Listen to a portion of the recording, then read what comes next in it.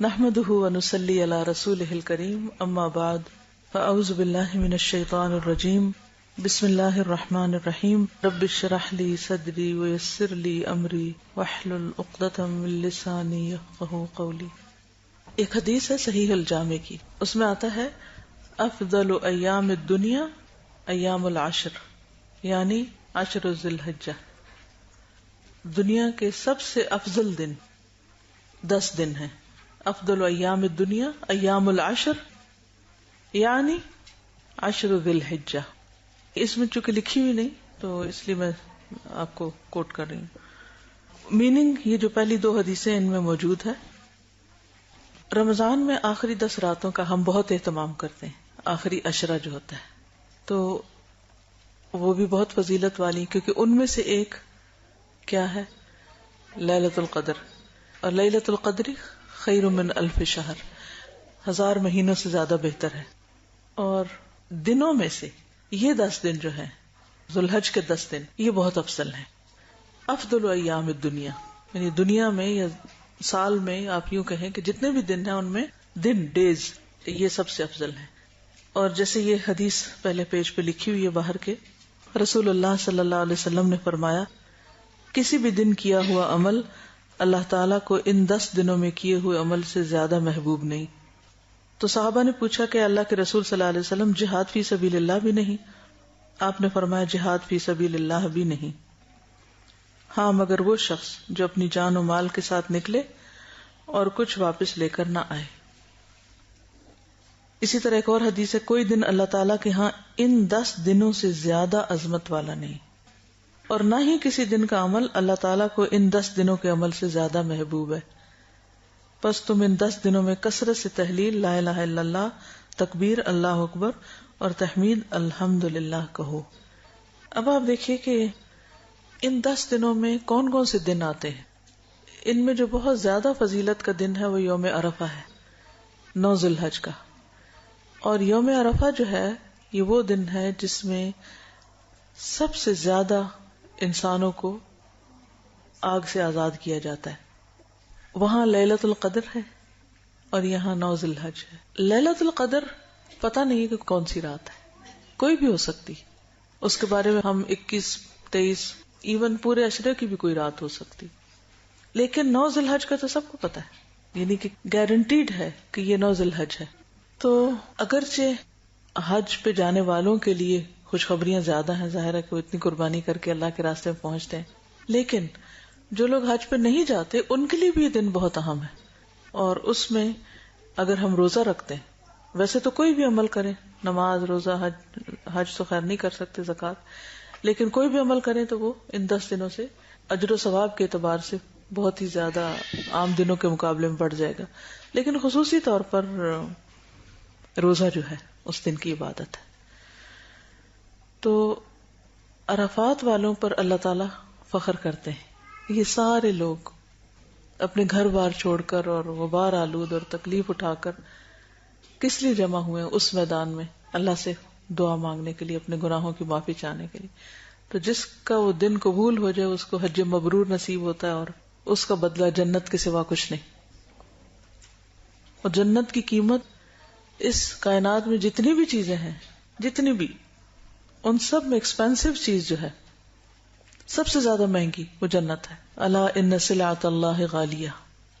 تو اگر انسان دنیا میں تھوڑا مال اور اپنا وقت اور اپنی انرجی لگا کر وہاں پر پہنچتا ہے اور اللہ تعالی کی طرف سے اس کے بدلے میں جنت مل جاتی، تو میں سمجھتی ہوں کہ یہ تو کچھ بھی نہیں جو انسان کر رہا ہے۔ کئی لوگ بڑے شکوہ کرتے ہیں کہ حج میں یہ مشکل ہوتی ہے، لیکن میں سمجھتی ہوں کہ جتنا بھی شکر ادا کریں اتنا ہی کم ہے۔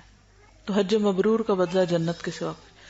تو چونکہ اس مہینے میں بھی ایک فریضہ ادا ہوتا ہے اور وہ 9 ذی الحج کو ہی ہوتا ہے، وہی دن ہے جو روزے کا دن ہے، وہی دن گناہوں کی معافی کا دن ہے، تو اس لیے اس عشرے کی اہمیت بہت زیادہ ہے۔ پھر یوم النحر جو ہے اس دن سب سے زیادہ پسندیدہ عمل روزہ رکھنا نہیں ہے، کیا ہے؟ قربانی کرنا، جانور قربان کرنا، یعنی صدقے کی ایک بہترین قسم۔ صدقہ مختلف طریقوں سے ہوتا ہے، لیکن جان قربان کرنا اللہ کے راستے میں یہ ایک بہترین صدقہ ہے، تو وہ دن بھی اسی میں ہے۔ پھر اسی طرح حاجیوں کے لیے یوم تربیہ 8ویں ذوالحج، جب سارے لوگ جا رہے ہوتے ہیں منا کی طرف. پھر یوم النحر کے بعد اگلے 3 دن ہیں وہ ایام تشریق کہلاتے ہیں. ان میں بھی تکبیرات پڑھتے رہنا چاہیے اور کثرت سے اللہ کا ذکر کرتے رہنا چاہیے. اس لیے اگلے 10 دن جو ہیں یہ آپ سمجھے کہ پورے سال کی کمائی کے دن ہیں. اور ان میں روٹین میں جو آپ کام کرتے ہیں، مثلاً اگر آپ تہجد پڑھتے ہیں تو آپ کیا کریں گے، اس میں مزید کیا اضافہ کر سکتے ہیں، آپ ہی بتائیے. طویل قرات کر لیں گے. اور تہجد کی بات کریے، میں بالکل شروع کر رہی ہوں دن کو، کیونکہ 10 دن میں آپ نے اچھے اچھے کام کرنے. تو سب سے پہلا کام صبح کیا ہے؟ اگر تہجد نہیں پڑھتے تو تہجد پڑھ لیں. تو گویا آپ نے ایک ایکسٹرا کام شروع کر دیا. اگر آپ تہجد پڑھتے ہیں تو کیا اضافہ کریں گے اس میں؟ قرات لمبی کر لیں یا تعداد ذرا زیادہ کر لیں؟ اگر 2 نفل پڑھتے ہیں تو 4 پڑھ لیں، 4 پڑھتے 6. ویسے تو 8 مسنون ہے، لیکن پھر بھی بعض اوقات ایسا ہوتا ہے نا، انسان کہتا ہے 8 کا لمبا اتنا نہیں. تو کم از کم تعداد میں ہم اضافہ کر سکتے ہیں. اور اس کی کوالٹی، یعنی کوالٹی اینڈ کوانٹٹی، یہ 2 لفظ یاد رکھیں. ان 10 دنوں میں جو آپ کام کرتے ہیں یا اس کی کوانٹٹی بڑھا دیں یا اس کی کوالٹی بڑھا دیں، ہو سکے تو دونوں ہی بڑھا دیں. اگر ہم نے ان 10 دنوں میں پریکٹس کی تو انشاءاللہ کیا ہوگا کہ بعد میں بھی اس کے کچھ اثرات رہ جائیں گے.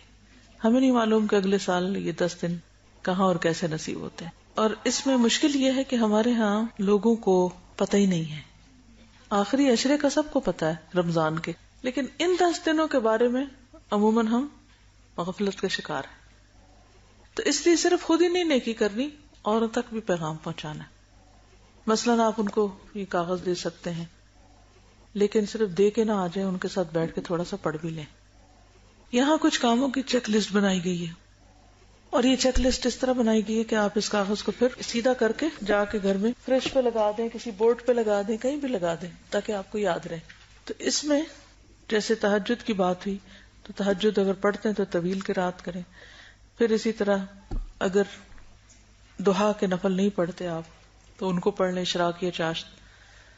اور یہ 2 نفل جو ہیں یہ اتنے کام کے ہیں کہ سارے دن کے معاملات کو درست کرنے والے ہیں. یعنی ان نوافل کا فائدہ یہ ہے کہ انسان کے وقت میں برکت ہو جاتی. زیادہ زیادہ ہم 2 نفل کتنی دیر میں پڑھتے ہیں؟ 5 منٹ میں. میرا نہیں خیال ہم 5 منٹ سے زیادہ لگاتے ہیں، اس سے کم لگتا ہے. اگر ہم اپنے آپ سے پوچھیں کیا میرے پاس واقعی 5 منٹ کوئی نہیں؟ ہم بہانہ کرتے رہتے ہیں، ٹائم نہیں، یہ کام ہے، وہ کام ہے، بچے رو رہے ہیں، فلاں ہے. ٹھیک ہے، سب کچھ ہے، مانتے ہیں بہت کام ہے ہم کو، لیکن کیا جب بھی کوئی کام نہ کرنا ہے کو دل چاہے نا تو اپنے آپ سے خود پوچھا کریں کیا واقعی، کیا یہ سچ ہے کہ میرے پاس 5 منٹ کوئی نہیں؟ صبح زوال سے پہلے واقعی 5 منٹ کوئی نہیں کہ ہم 2 رکعت پڑھ لیں؟ ہے نا ٹائم.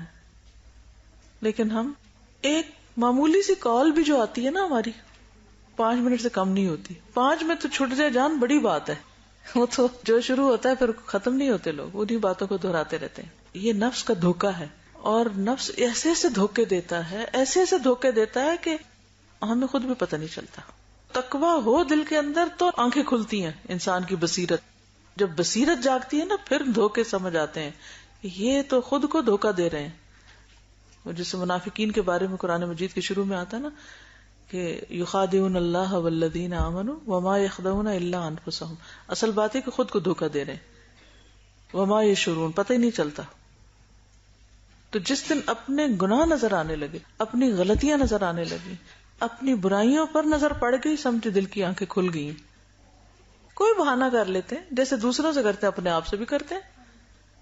اچھا ایک بات یاد رکھیے کہ یہ صرف اللہ کی توفیق سے ہوتا ہے. اللہ تعالیٰ طریقے سجھا دیتا ہے، تسلی دل کو دے دیتا ہے اور توفیق دے دیتا ہے. آپ کی آنکھ کھل جائے گی اگر آپ سچے ہو گئے نا اور تڑپ کے مانگا نا اللہ سے. دیکھنا تو صحیح، اللہ تعالیٰ غیب سے مدد کرے گا اور کھل جائے گی آپ کی آنکھ. اور پھر اس کو کیلکولیٹ کر لے کر اگر ادھر یہاں نہیں سوئے تو یہاں سو جائیں. میں سب کے ساتھ اپنا ایکسپیرینس شیئر کرتی ہوں کہ آپ لوگوں کو فائدہ ہو، ورنہ ان باتوں سے کچھ غرض نہیں. کہ میں آج صبح اپنے بیٹے کو بھی یہی بات سمجھا رہی تھی، کیونکہ مجھے دیکھتا رہتا جو بھی میں کرتی ہوں. میں کہتی ہوں بیٹا میں دیکھو، میں ایک دن میں 2 دن بناتی ہوں. میں اپنی زندگی کو ایک دن کو 2 دن کنسیڈر کرتی ہوں. کہتے کیسے؟ میں نے کہا کہ جیسے میں اٹھتی ہوں 4 بجے، تو 4 سے لے کے 12 بجے تک میرے 8 گھنٹے ہوتے ہیں. اس میں درمیان میں الحمدللہ جو اللہ توفیق دیتا ہے، جو بھی روٹین کے کام ہیں پڑھنے کے لکھنے کے، ہر ایک کی اپنی اپنی روٹین ہے نا. پھر 12 بجے میں 5-10 منٹ کا قیلولہ کرتی ہوں. کبھی 5 منٹ ہوتے ہیں، کبھی 7، کبھی 10، 15 تک میں نہیں جا سکتی، ٹائم نہیں ہوتا. لیکن اس وقت میں خاموش لیٹ جاتی ہوں. اور جس وقت میں اٹھتی ہوں، اور میں سنت سمجھ کے کرتی ہوں، جس وقت میں اٹھتی ہوں، بلیو می، میرے اندر عجیب طرح کی انرجی ہوتی ہے، اور مجھے لگتا ہے کہ واقعی میرا دوسرا دن اب شروع ہو گیا. اٹھتی ہوں، پھر اس کے بعد میں ظہر کی نماز اول ترین وقت میں پڑھتی ہوں، اور الحمدللہ اس کے بعد پھر چل پھر میٹنگز کا سلسلہ شروع ہو جاتا ہے پڑھانے. اس کے بعد میں کلاس لیتی ہوں، پھر میٹنگز کرتے کرتے کرتے رات 8 بجے تک. اللہ کا شکر ہے کہ مجھے ایک اور دن مل جاتا ہے. 2 دن ہو گئے نا. 8 بجے کے بعد پھر میں وہ کام کرتی ہوں کہ جس میں مجھے بہت زیادہ مینٹل انرجی نہیں چاہیے ہوتی.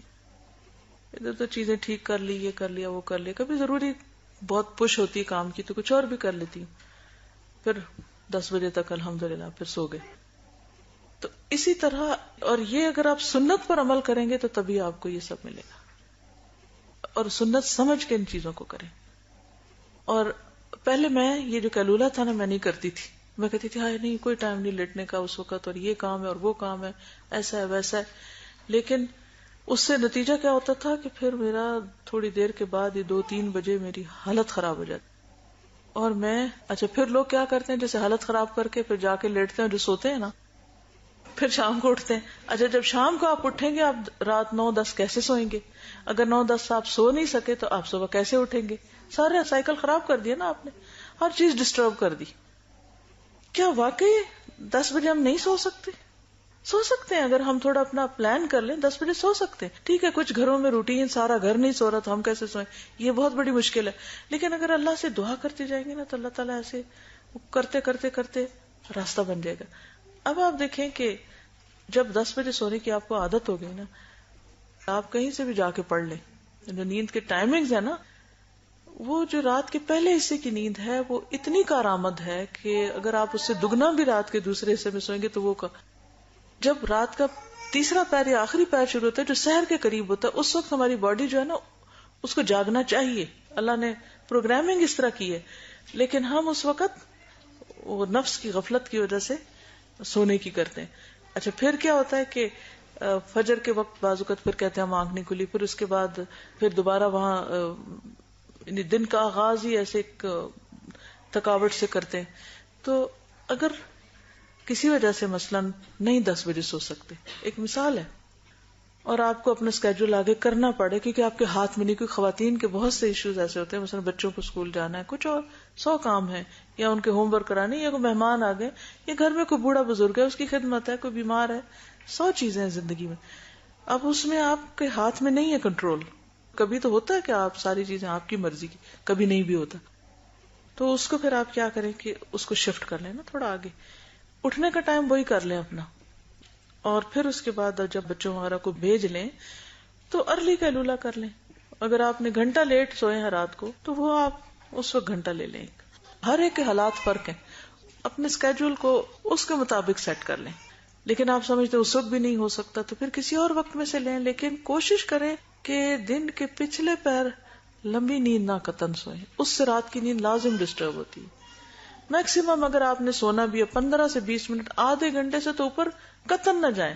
اور یہ پاور نیپ کہلاتی ہے، یہ جو قیلولہ ہوتا ہے آپ آزما کے دیکھیں کہ یہ آپ کو لازمی انرجی دے گی. بعض اوقات یہ ہوتا ہے کہ ہم لوگوں کے ذہن پہ اتنا سٹریس ہوتا ہے، اتنی پریشانی ہے، نیند نہیں آتی نا. پھر اس میں اپنے مزاج کو ٹیسٹ کریں کہ کون سی چیز ہے جس سے جو مجھے سونے میں مدد دیتی ہے. کیا کسی سے بات کرنا، یا کچھ پڑھنا، یا کچھ سننا، یا کچھ کھانا. مثلا دودھ کا ایک گرم کپ پی لیں تو بعض لوگ سوچتے پھر مزاج فرق ہے. اب مثلا آپ دیکھیں گے کہ بعض اوقات آپ کا اور آپ کے ہسبینڈ کا مزاج بالکل اپوزٹ ہوتا ہے. ان کو ٹھنڈی چیز سوٹ کر رہی ہے، آپ کو گرم کر رہی ہے. وہ ایک دم سو جاتے ہیں، آپ گھنٹوں نہیں سو پاتے. وہ بہت ساری چیزیں ہوتی ہیں. پھر انسان ایک ہی فارمولا ہر ایک پہ اپلائی کرنے لگتا ہے. اس لیے میں آپ کو آپشن دے رہی کہ یہ مت کہیں کہ جو مجھے سوٹ کر رہا ہے وہ لازمی آپ کو کرے گا. لیکن اوور دا ٹائم اپنے دن کا احتساب کرتے کرتے، جائزہ لیتے لیتے آپ ضرور اس چیز کو کور کریں. تو اگر آپ ان 10 دنوں میں تہجد کے عادی ہو گئے تو آپ سمجھیں کہ آپ نے اللہ کے فضل سے اس 10 دن سے فائدہ اٹھا لیا. پھر یہ ہے کہ ایک اور تھوڑا سا جیسے کوالٹی بڑھانے والی بات کی خشوع و خضوع سے نماز کی طرف توجہ کرے. اس میں سب سے بہتر طریقہ یہ ہے کہ جیسے پہلے بھی میں نے شاید آپ سے بات کی تھی کہ حال میں جئیں. اس وقت کیا ہو رہا ہے؟ یعنی اس وقت میں نماز میں کھڑی ہوں تو مجھے اور باتوں کی نہیں ضرورت. اس وقت میں نماز میں ہوں, اپنے آپ کو ریئلائز کرائے گا. کسی انسان سے بات کر رہے ہیں تو کہیں کہ میں اس وقت اس سے بات کری, یہ میرا اس وقت یہ کام ہے, چھوڑیں دوسرے کاموں کو. اچھا ہم عورتوں کی عادت کیا ہوتی ہے, کام ایک کر رہے ہیں دھیان کہیں اور ہے. اس عادت سے نکلنا بڑا ضروری ہے. وہ اگلی پچھلی پریشانیاں لے کے تو اپنے آپ کو سٹریس میں رکھتے ہیں. کیا ضرورت ہے, اس وقت میں جو کر رہی ہوں نا اللہ کا ذکر کروں اور ساتھ ہی کام کروں, کھانا بنا رہی ہوں, کچھ بھی جو بھی کام کرنا حال میں جئیں, live in present. جیسے نماز کے لیے کھڑی ہوتی ہوں نا تو پھر میں اس کو ہلکا ہلکا دل میں جیسے بول کے پڑھتے ہیں نا نماز کو, ہلکا ہلکا ہلکا ہلکا اس طرح کر کے. اچھا یہ میں نے صرف نماز میں نہیں پریکٹس کی, میں نے اور چیزوں میں بھی کرنی شروع کی ہے. جیسے میں ریڈنگ کرتی تھی نا, پڑھنا کلاس میں پڑھانا ہے تو اس سے پہلے جو بھی پڑھنا, اچھا پڑھ رہی ہوں, پورا واقعہ پڑھ لیا ہے, سمجھ نہیں آیا ہے, پھر میں اپنے آپ کو کوستی کیوں نہیں سمجھ آیا, کیونکہ میں یہ سوچ رہی تھی. کیا ضرورت ہے یہ سوچنے کی, اپنے آپ کو ڈانٹے بھی تھوڑا. اچھا پھر چلو دوبارہ پڑھو, پھر نگاہیں نہیں اٹک رہی, کوئی اور کام یاد آ رہا ہے, نو اونچا پڑھو, اپنے آپ کو خود بچہ بنا کے مخاطب کریں. تو انشاءاللہ آپ دیکھیں گے کہ جس طرح نفس کا دھوکا ہوتا ہے تو اسی طرح نفس کا ایک بچہ ہوتا ہے, یعنی ایک بچہ بھی ہوتا ہے انسان کے اندر, تو اس کو نا ہر وقت ڈانٹنا پڑتا ہے, سیدھے ہو جاؤ, اب ایسے کرو, اب ایسے کرو. تو ڈفرنٹ ٹیکنیکس کو آزماتے رہیں. انسان قبر تک جو سیکھنے والی بات ہے نا وہ اسی لیے ہے کہ ہم بہت کچھ کتابوں سے سیکھتے ہیں, بہت کچھ دوستوں سے سیکھتے ہیں, بہت کچھ تجربوں سے سیکھتے ہیں, اور بہت کچھ اپنے آپ سے بھی سیکھتے ہیں, اپنی غلطیاں کر کر اپنے گناہوں کو روک. نہیں آنکھیں بالکل سونے والی تو نہ کریں, لیکن ایسی اتنی سی دیکھیں, اتنی سی آنکھیں کہ جس سے آپ ادھر ادھر نہ دیکھیں لیکن آپ پوری بند نہ ہو. یعنی 100% بند نہ کریں لیکن 100% کھولے بھی نہ, اس طرح کے, ٹھیک ہے نا, کم دیکھ لیں. ٹھیک ہے, اگر آپ کو یہ فارمولا سوٹ کرتا ہے تو ضرور اس کو اپنائیں. یعنی ہر بندے کا مزاج فرق ہے اور ہر ایک کو اپنے طریقے پر اپنے آپ کا علاج کرنا ہے. یہ اپنا علاج شروع کریں. چلیے, تو اس میں آپ دیکھیے کہ یہ جو کرنے کے کام ہیں ان کو آپ آؤٹ لاؤڈ پڑھیں گے گھر جا کے اپنے بچوں کے ساتھ, ہسبینڈ کے ساتھ, بہن بھائیوں جو بھی آپ کے ساتھ رہتے ہیں, اور ان کو کوشش کریں گے کہ ان دنوں میں آپ نے کرنا ہے. پھر الوداع کے اندر اجتماعی قربانی بھی کر رہے ہیں کہ جو دور دراز کے علاقے جہاں لوگوں تک گوشت نہیں پہنچتا وہاں پہنچانے کا الحمدللہ بندوبست کیا گیا, تو اس میں آپ حصہ بھی لے سکتے ہیں. پلس یہ ہے کہ ہم تکبیرات کے بینرز اس وقت اللہ کا شکر ہے کہ مختلف جگہوں پہ لگوا رہے ہیں کہ لوگوں کو اویئرنیس ہو کہ ان دنوں میں کرنے کا کام کیا. تو ایک حدیث اور اس کے ساتھ تکبیر لکھ کے, مثلا بھی صبح مجھے کراچی سے فون آیا کہ انہوں نے ایک بل بورڈ, ساری کلاس نے مل کر ایک بل بورڈ لیا, اس کے اوپر ذی الحج کا پیغام لکھیں گے, اور 200 اسمال وہ لیے ہیں پورے اس کے ایریے میں. پولز کے اوپر نہیں لگے ہوتے جو وہ جیسے سڑک پہ جاتے ہیں ایڈز کے لیے ہوتے ہیں, 200 وہ اور ایک بل بورڈ. اور ہم نے ان کو ڈیزائن یہ بھیج دیا تکبیرات کا, اور وہ اس کے اوپر وہ لگا دیں گے. ایک ہی ایریا میں سارے لگا کے فارغ نہ ہو جائیں, وہ مختلف ایریاز میں لگائیں. تو الحمدللہ ان لوگوں نے ایک طرح سے کمپین شروع کر دی ہے کہ ہم لوگوں کو اس کی اویئرنیس دیں گے. آپ دیکھیے جب محرم ہوتا ہے ہر طرف ایک کمپین چل رہی ہوتی, ربیع الاول ہوتا ہے کمپین چل رہی ہوتی. تو جو 10 دن اللہ نے اتنی فضیلت والے بنا, رمضان میں بھی پھر کچھ نہ کچھ لوگ روزے کے احترام میں کچھ کر لیتے ہیں, مگر یہ 10 دن پتہ ہی نہیں. تو سنت زندہ کرنی ہے ایک طرح سے, ٹھیک ہے. تو اپنے کلیگز, ساتھی, دوست, رشتے دار, فرینڈز, اور ان دنوں میں جسے صدقہ بھی کرنا ہے تو بیسٹ صدقہ کیا ہے, ٹھیک ہے کھانا کھلانا بھی ہے اور بھی سارے کام. ایک تو قربانی کی بات ہے, دوسرا یہ کہ آپ مختلف لوگوں کو کارڈز, کیسٹس, اس طرح کی چیزیں جو ہیں وہ اگر دیں گے تو وہ آپ کا صدقہ بھی لکھا جائے گا, علم بھی بانٹا جائے گا, سنت بھی زندہ ہوگی, کئی فائدے ایک جگہ پر اکٹھے ہو جائیں گے. کینیڈا میں ہم نے اسی طرح وہ ایک خاص قسم کے وہاں ڈالر شاپ ہوتی ہے نا, تو اس سے ملتے ہیں کوائن ڈالنے کے باکسز, تو ان کے اوپر اسی طرح ریپر اچھے اچھے لگا دی, جیسے کھلے منہ کے جیسے جیم کے جارز ہوتے ہیں, ان کے اوپر اچھا سا ریپر لگا کے وہ آپ کسی کارنر میں رکھ سکتے ہیں, اس کو اوپر سے کٹ کر کے. تو انشاءاللہ تعالی وہ تو خیر صدقہ اس طرح ہو گیا, لیکن اس مہینے کا بیسٹ صدقہ جو ہے نا قربانی ہے. اور ایک قربانی سارے گھر والوں کی طرف سے بھی کافی ہو جاتی ہے. نبی صلی اللہ علیہ وسلم نے 100 اونٹ قربان کیے تھے حجۃ الوداع کے موقع پر. 100 اونٹ. ایک اونٹ بھی کبھی قربان ہوتے دیکھیں تو 100 گزرتے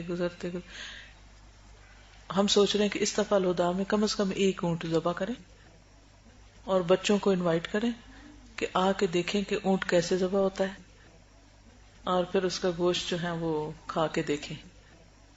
کیونکہ سب سے افضل قربانی جو ہے وہ اونٹ کی قربانی ہے. کیونکہ قرآن پاک میں آتا نا فَصَلِّ لِرَبِّكَ وَانْحَرْ, تو ہم ہمیشہ اردو ترجمہ کر لیتے ہیں اور قربانی کر, اور پھر بکری کی قربانی کر کے ہم سمجھتے ہیں ونہر ہو گیا. نہر جو ہے وہ اونٹ کی قربانی کے لیے لفظ استعمال ہوتا ہے. ٹھیک ہے. اور دوسروں کے لیے کیا ہوتا ہے؟ ذبح. نیت شامل کر لیں, اللہ تعالیٰ کے خزانے وسیع ہیں, سب کی نیت کر لیں. چلیں کرنے کے کام میں نمازوں کی کوالٹی اور کوانٹٹی دونوں کی طرف. روزہ 9 ذو الحج کا روزہ رکھ لیں, 9 دن کے رکھ لیں, 10ویں دن نہیں رکھنا. اس دن کھانا پینا جو ہے وہ ثواب ہے. ایام تشریق کے بارے میں بھی آتا ہے کہ یہ دن کھانے پینے اور اللہ کے ذکر کے ہیں. پھر قضاء شدہ روزے جو ہیں ان کی قضاء بھی رکھ سکتے ہیں, تو ان دنوں میں رکھنے کا زیادہ ثواب ہوگا. پھر قرآن مجید جو ہے اس کی بھی بکثرت تلاوت, پہلے سے کوانٹٹی اور یا کوالٹی دونوں میں کچھ نہ کچھ اضافہ کر لیں. کوئی نئی سورت حفظ کریں ان دنوں میں, جو حفظ کیا ہوا اس کو ریوائز کرنے کی کریں کوشش. ہم پتہ کہ رینڈم حفظ کر رہے تھے, یہاں سے حفظ کر لیا, وہاں سے کر لیا, وہاں سے کر لیا, پھر یاد نہیں رہتا کہاں سے کیا ہوا ہے. تو میں سوچ رہی تھی کہ ایک لسٹ بنا لیتی ہوں کہ کہاں سے میں نے حفظ کیا ہوا ہے, اور پھر اپنے آپ کو ٹیسٹ کرتی ہوں کہ کون سا یاد ہے اور کون سا اتنے دنوں سے پڑھنا ہی بھولے ہوئے. آج جیسے میں سورۃ نور پڑھ رہی تھی تو میں نے کہا مجھے تو یہ یاد تھا یہ حصہ, تو کتنی دنوں میں نے نماز میں پڑھا ہی کوئی نہیں اس کو. ایسا ہو جاتا ہے نا, ہم خود ہی بھولے ہوئے ہوتے ہیں اپنے کام.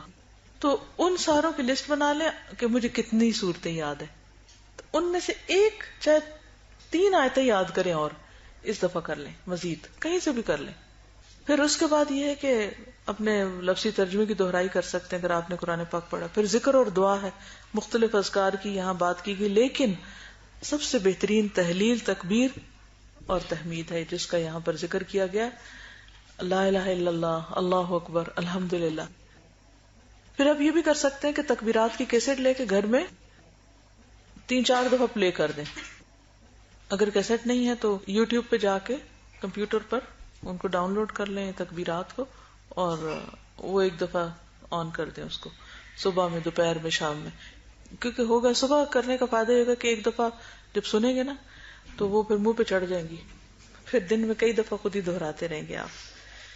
پھر اسی طرح یہ کہ زکوٰۃ وغیرہ کی, صدقہ, والدین, رشتہ داروں وغیرہ کو اس میں یاد رکھیں.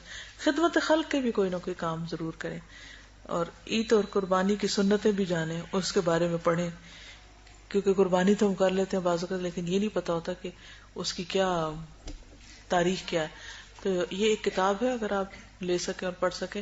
ابراہیم علیہ السلام بحیثیت والد کتاب کا نام ہے, لیکن اس میں سارا قربانی کا بھی ذکر آ گیا. یہ ان کی پروفیسر ڈاکٹر فضل الہی صاحب کی کتاب ہے. اس میں آپ کو بہت ساری معلومات ملیں گی کہ کس طرح انہوں نے بیٹے کی قربانی کا قصہ تو سب کو پتا ہے, لیکن اگر ہم تھوڑا سا اس کو دہرا لیں تو انشاءاللہ بہت فائدہ ہوگا. مثلا اس میں انہوں نے دیکھے کہ ایک بہت اچھا نقطہ نکالا ہے کہ بیٹے کو حکم دینے سے پہلے اس سے مشورہ کرنا. ہم کہتے ہیں بچے نا ہمارے آرڈر کرتے ہیں do this don't do this, تو بچوں سے بھی اگر آپ نے کچھ کہنا ہے نا تو پہلے انہیں کہیں کہ بچے اچھا یہ بتاؤ کہ کیا خیال ہے, کہ ہم یہ کام کر لیں یا یہ نہ کریں. تو اس سے کیا ہوگا کہ ایک بانڈنگ اور اسٹرانگ ہوگی. قرآن مجید میں آتا ہے نا حضرت ابراہیم علیہ السلام کے قدوہ کی پیروی کرنے کو کہا گیا حضور صلی اللہ علیہ وسلم کو, تو ہمیں بھی کرنی چاہیے. تو اس کے لیے یہ کتاب اچھی ہے.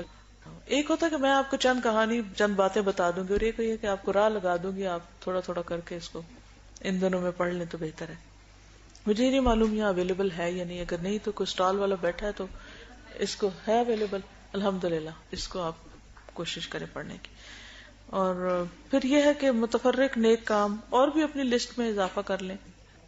پورے گھر کی طرف سے قربانی کی جا سکتی, دونوں طریقے سے ہو سکتا ہے, الگ الگ بھی کر سکتے ہیں, ہر بندے کا الگ حصہ بھی ہو سکتا ہے. لیکن اگر حیثیت نہیں تو پھر یہ کیا بات ہے ایک ہی سارا ثواب لے جائے, مثلا باپ کر رہا ہے تو وہ بچوں بیوی سب کی نیت کر لے، یعنی پورے گھرانے کی نیت کر لے. دیکھیے کہ نبی صلی اللہ علیہ وسلم نے کیا کیا، 100 اونٹ بھی کیے. کیا آپ بہت زیادہ امیر تھے؟ نبی صلی اللہ علیہ وسلم کو بہت دولت تھی، لیکن جو آتا تھا وہ اللہ کی راہ میں دیتے تھے نا. تو آپ نے 100 بھی کیے، لیکن ساری بیویوں کی طرف سے گائے کی، ٹھیک ہے، ان کی طرف سے بھی کر دی. اب اگر 9 بیویاں تھیں آپ کی تو گائے میں تو 7 حصے ہوتے ہیں.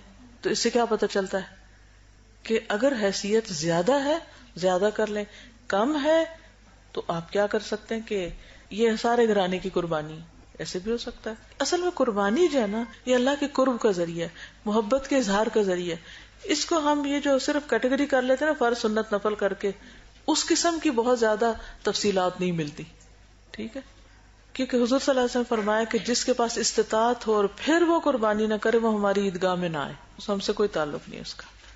لیکن اگر استطاعت نہیں ہے، کر ہی نہیں سکتے، تو پھر کیا ہے، ایک کر کے سارے اس میں آ جائیں تاکہ نیکی میں شریک ہو جائے. ایک طرح تقویٰ کہتے ہیں اللہ کے ڈر کو، تقویٰ اللہ کا ڈر، جسے وہ آتا نا کہ اللہ کو خون اور گوشت نہیں پہنچتا بلکہ تمہارے دل کا تقویٰ، یعنی تمہارے دل میں اللہ کا ڈر کتنا ہے اور کس جذبے اور کس نیت اور کس شوق سے تم نے یہ قربانی کی ہے، کتنی محبت میں کی.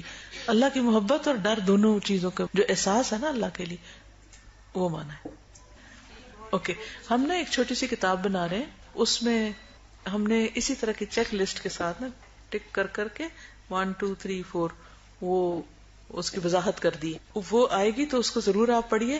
لیکن جنرلی یہ ہے کہ جہاں دیکھنے سے آپ کے حیا، ایمان اور دل کی حالت میں فرق آ رہا ہے، وہاں سے اپنی نگاہ ہٹا لیجیے. یعنی جہاں اٹریکشن محسوس ہو مرد اور عورت کے بیچ میں، یا جس سے برے خیال دل میں آنے لگے، تو انسان اپنا ادھر نہ دیکھے دوبارہ. وہ میں نے سفارش کرنی تھی کہ ان کو روزہ رکھوا دی. جزاکم اللہ خیرا. اجازت. السلام علیکم ورحمۃ اللہ وبرکاتہ. اشہد ان لا الہ الا انت نستغفرک ونتوب